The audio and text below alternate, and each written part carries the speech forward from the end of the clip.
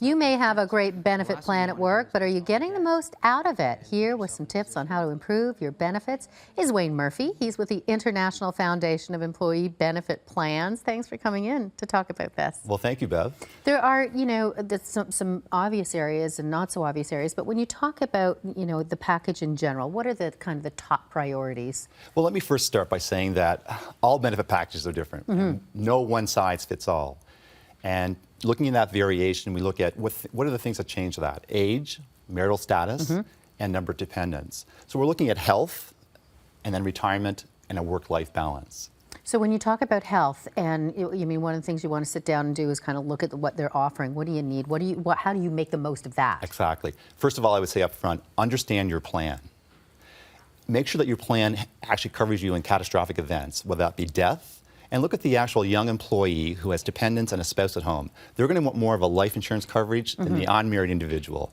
But for all employees, one of the things you should be looking at is a wage replacement program. So if you were injured at the workplace, would you be able to continue to pay your bills, look after your family? So look at it, whether it's a short-term disability plan or a long-term disability plan. And do you have choices within that?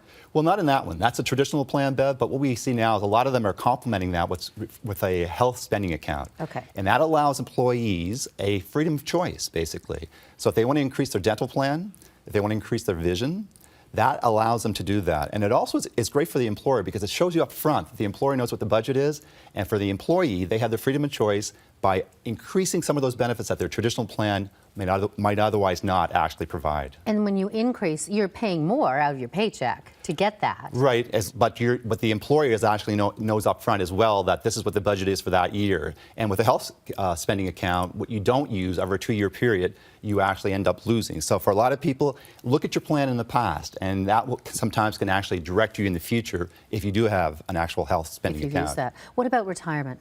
Well, retirement, that's a really good one, Beverly. I would say that for an employee starting today, number one top of mind should be funding your pension plan. And why do I say that? In 2011, Statistics Canada told us that the average Canadian lived to age 81. That's a far cry, Bev, from 1921 when the average age was 56. So in Canada, we have what's referred to as a three-legged stool. That first leg is the government program. Right. Canada Pension Plan, or as it's referred to in Quebec, it's the QPP. Old age security, and the guaranteed income supplement. In 2015, the maximum benefit that was paid out per month was $1,065. However, the average Canadian only received $640.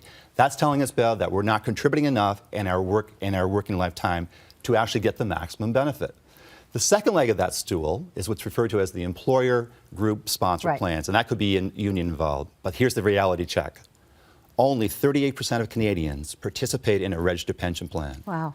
So, Bev, that's not much. So that's telling us that over 60% of Canadians, Bev, do not have a leg to stand on when it comes to that three-legged stool. Wow. So how do you fill the gap?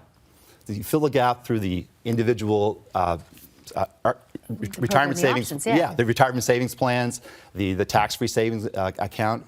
But as individuals, you have to actually invest time, know what that end result is going to be, know where the resources will come from, and fill that gap. But understand your plan. Yeah, to take the time to read it over and know the choices. Thank you very much for coming in. Thank you, Bev.